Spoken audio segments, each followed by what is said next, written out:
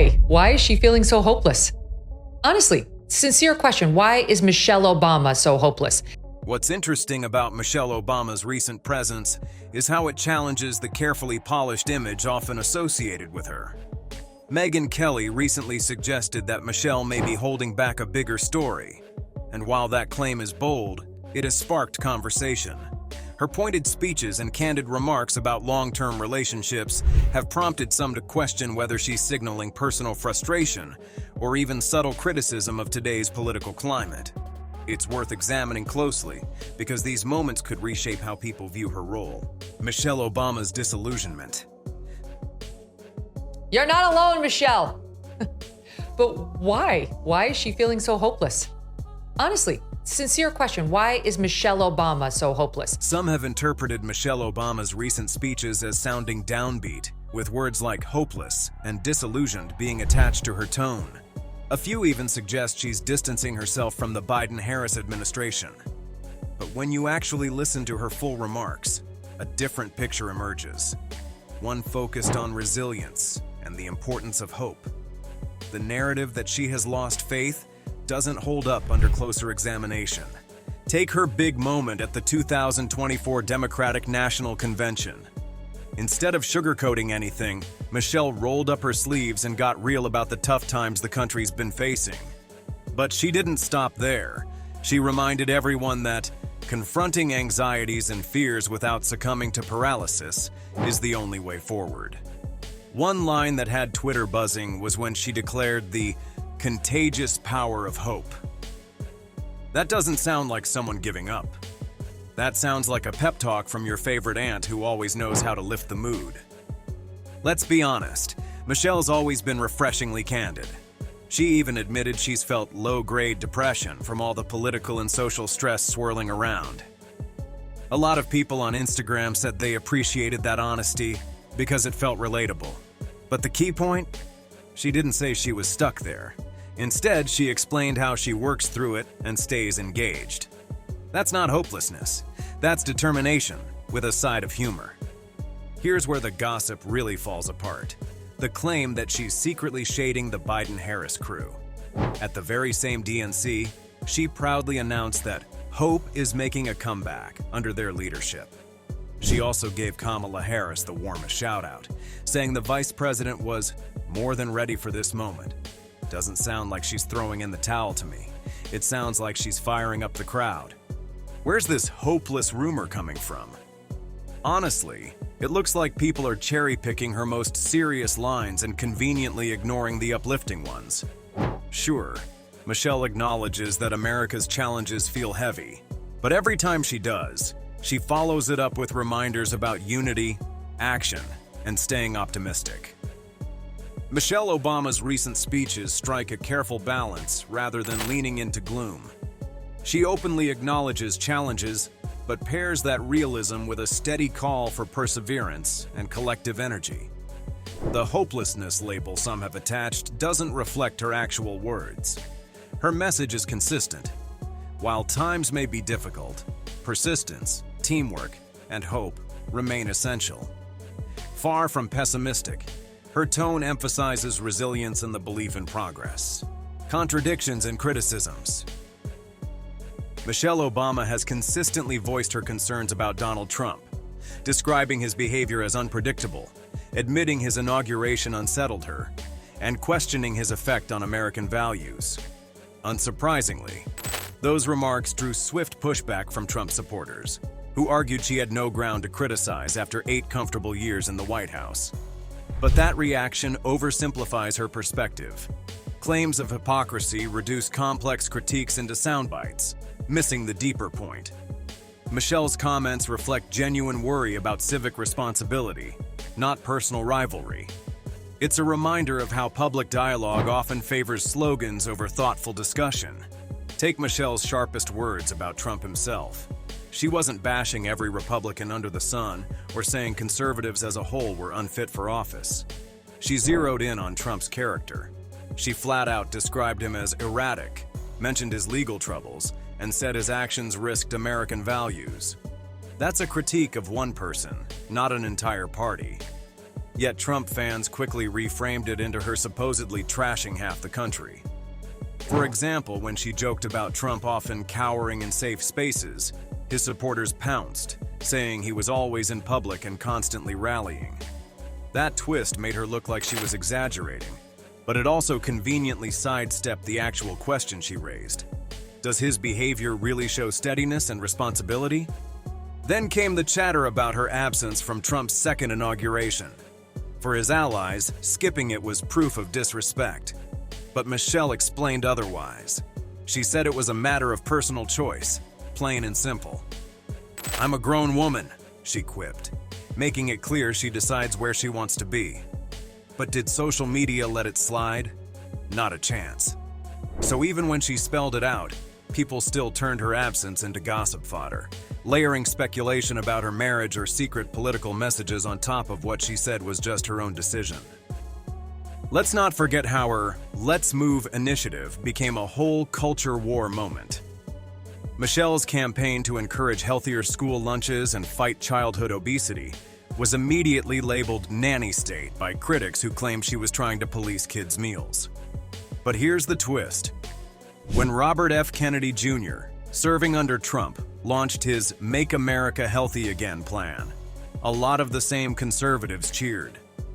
Kennedy literally told Fox News, "We shouldn't be subsidizing people to eat poison," and was praised for his boldness. That double standard practically speaks for itself. What this really shows is that the hypocrite label often says more about the accuser than the accused. If Michelle pushes for healthy meals, it's overreach. If someone on the other side does it, it's common sense. That's not Michelle being inconsistent. It's critics shifting the goalposts depending on who's talking. Michelle also has a signature way of framing her critiques. Instead of firing off insults, she often leans into humor or personal anecdotes. That doesn't soften her message, it just makes it relatable.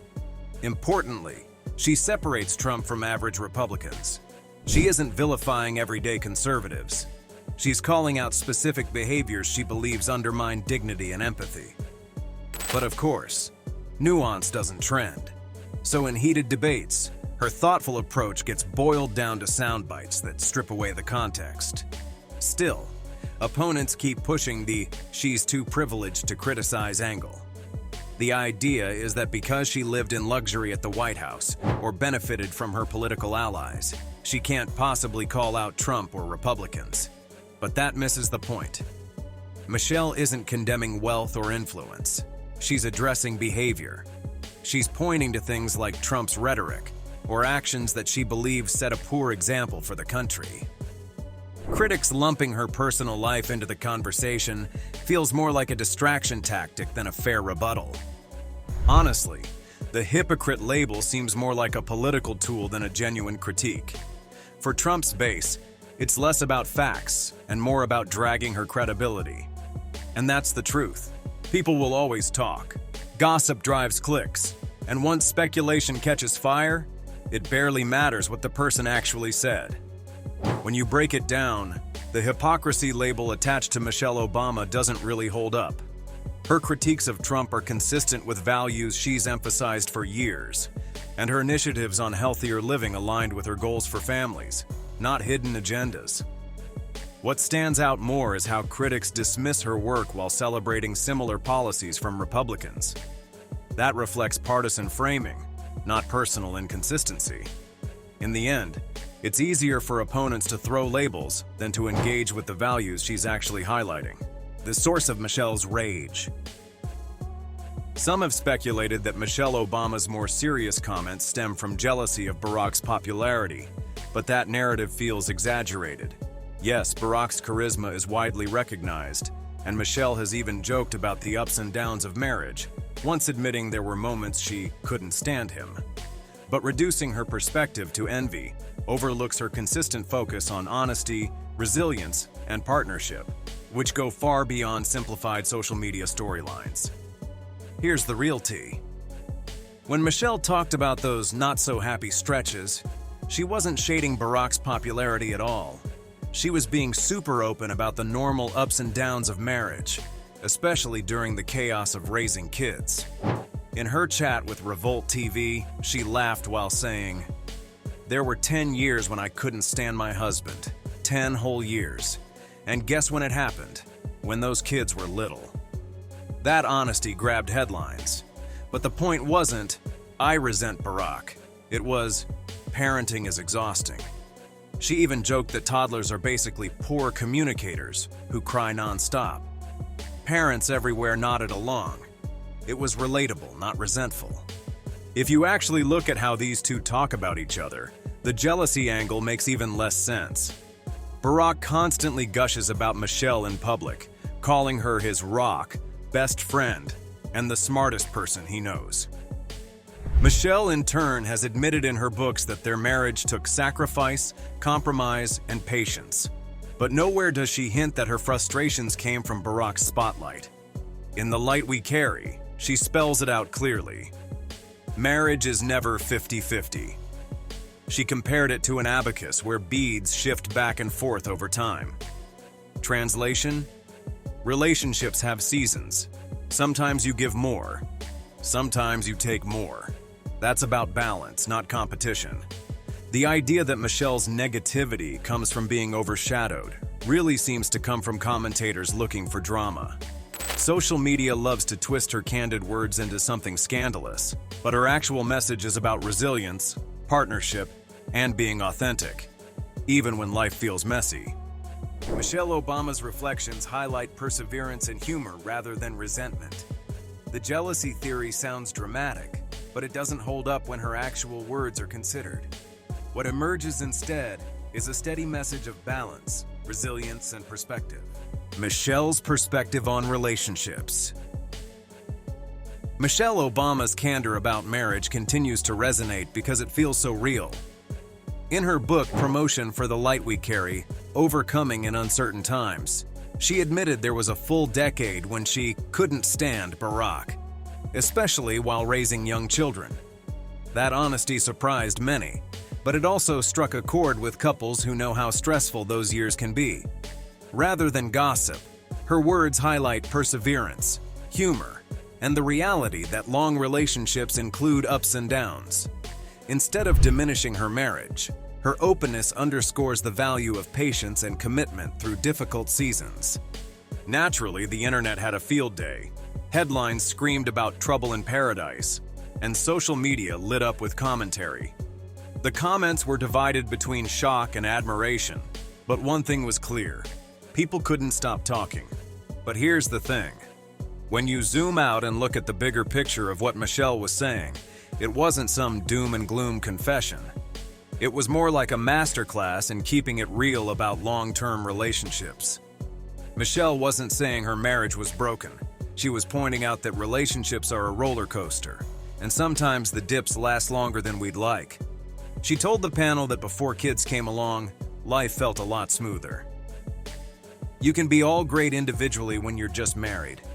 You've got your life, and he has his, and then you come together, she explained. Once children entered the mix, however, it became a whole different ballgame. Suddenly, everything turned into negotiations. Where are you going and how far? How many diapers did you change? Oh, you're golfing? She recalled.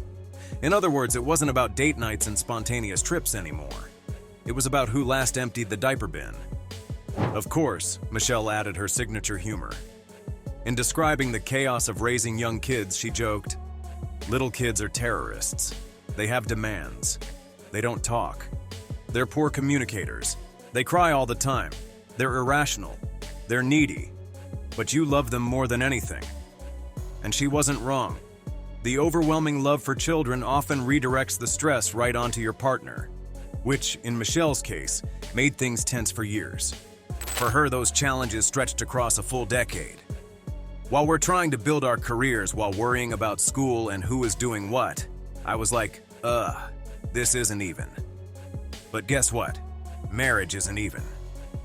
That one line alone could be stitched onto a TikTok motivational clip, because it's brutally honest, but also strangely comforting. She then drove her point home with one of her most memorable observations. Most people usually give up after only 5 bad years, but we've been married 30. I would take 10 bad years over 30. Cue another round of hot takes online, with Reddit threads debating whether this was the most depressing or the most inspiring marriage advice ever. But Michelle wasn't painting a gloomy picture. She was offering perspective. She explained on NPR that marriage is never really 50-50. If I look over my marriage, there was never 50-50. Someone was always giving way more. Someone always needed a different kind of thing. At times, she admitted, it felt like she was giving 70% while Barack was only putting in 30. She confessed she had to pull back on her career at points, while Barack pushed forward. But to her, that wasn't unfair. It was just the nature of compromise. Her advice to younger couples was crystal clear. Don't quit too soon. People give up. 5 years I can't take it, she told the Revolt panel, but emphasized that feelings shift and relationships evolve. She asked, do you like him? You could be mad at him, but do you still look at him and go, I'm not happy with you, but I respect you. I don't agree with you, but you're still a kind, smart person. According to Michelle, that's the heart of it. Learning to ride out the storms without forgetting the foundation. Her perspective is not about sugarcoating marriage into a fairy tale. It's about normalizing what she called the long stretches of discomfort. Not misery, not regret, just the kind of strain that comes with juggling kids, careers, and life. She wants people to understand that those stretches don't erase the love and respect at the core. It's also worth noting that this wasn't the first time she's dropped gems like this. At the 2019 Essence Festival, she told the crowd, marry someone who is your equal. Marry someone and be with someone who wants you to win as much as you want them to win. That theme, balance, equality, and growth, shows up again and again in her candid discussions. Michelle has even compared marriage to an abacus, where the balance shifts back and forth. Sometimes one person gives more, sometimes the other steps up. The point is not to keep score, but to keep choosing each other. And that's exactly what she and Barack have been doing for over 3 decades. When Michelle said there were 10 years she couldn't stand her husband, it wasn't a tabloid-ready confession of failure. It was an unfiltered truth bomb about how even the most admired couples face tough times. Social media may have latched onto the phrase, bad decades, as juicy gossip, but the bigger picture was way more uplifting. Difficult stretches are normal, and they don't cancel out the love story.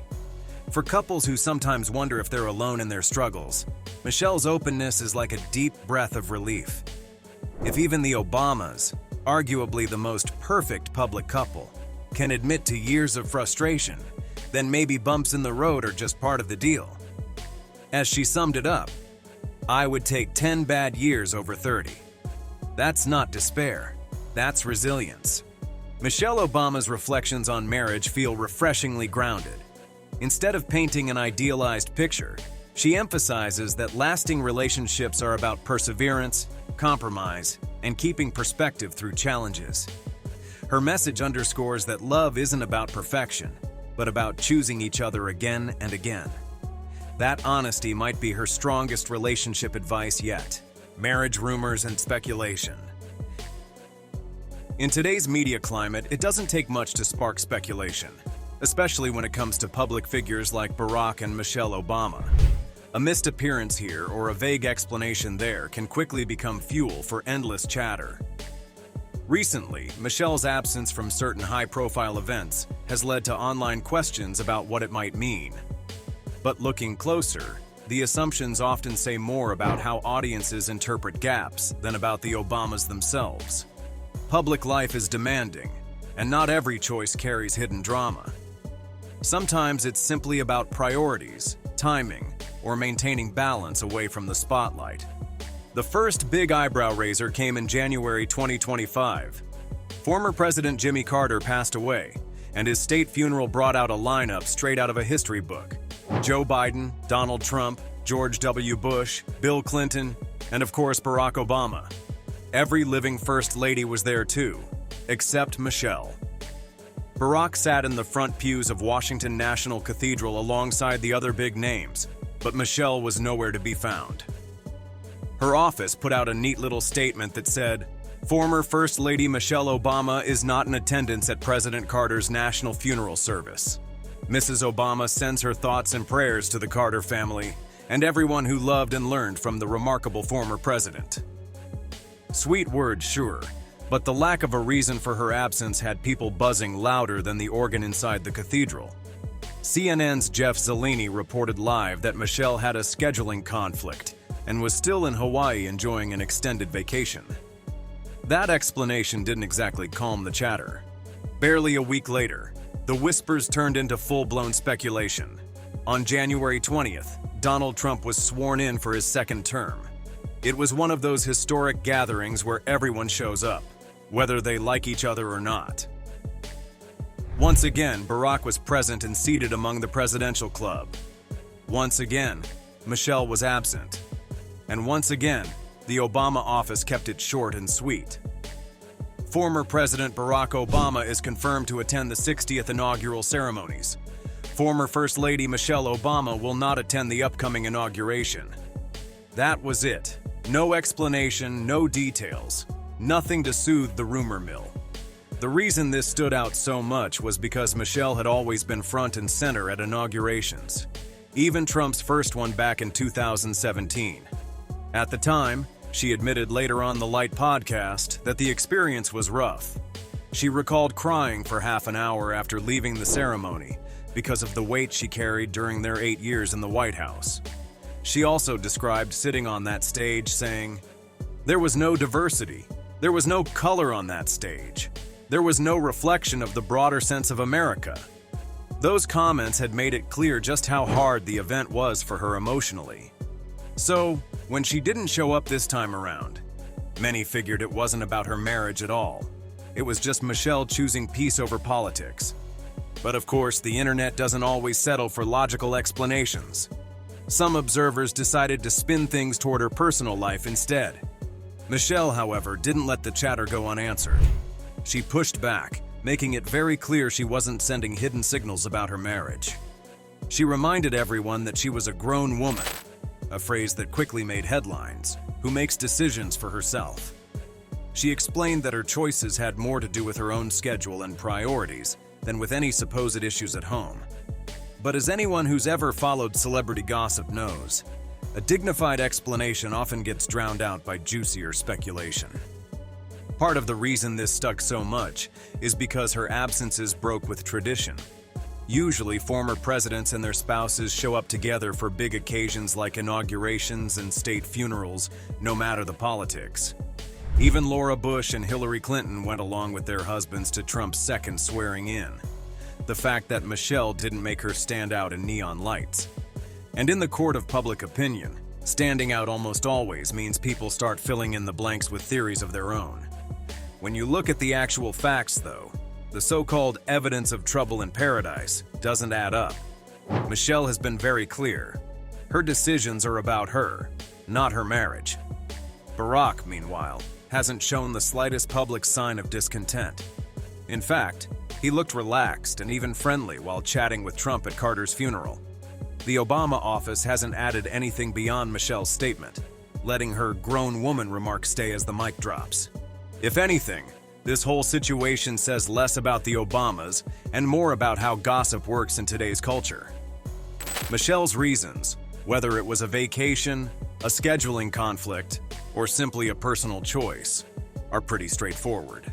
But because those explanations don't grab attention, they get overshadowed by speculation. The obsession also shows how women in public life are still expected to follow unspoken rules. By skipping two major events, Michelle stepped outside tradition, and instead of respecting that as independence, people instantly reframed it as drama. In truth, she may have just been doing what she always encourages others to do, putting her own well-being first. What do we actually know for sure? Michelle missed Jimmy Carter's funeral. She also skipped Trump's inauguration. Her office confirmed both absences, but didn't spell out much detail. CNN reported she was in Hawaii during one of those events. Later, Michelle defended her choice, saying she's a grown woman who makes her own calls. And that's really it. Everything else, The divorce gossip, the TikTok edits, the Instagram shade is just noise. When you sort through the noise, the picture is far less dramatic than the headlines suggest. The Obamas remain together, and Michelle continues to emphasize independence in her own way. Still, in today's media environment, even one missed event can spark speculation. Her absences became the spark for endless guesses, but that really reflects how quickly we turn small details into big stories. In the end, the speculation reveals more about us than about their marriage. We'd love to hear your thoughts in the comments below. What's your favorite part about this topic? If you enjoyed this video, please give it a thumbs up. Check out the 2 videos on screen to keep watching, and don't forget to subscribe for more amazing content in the future.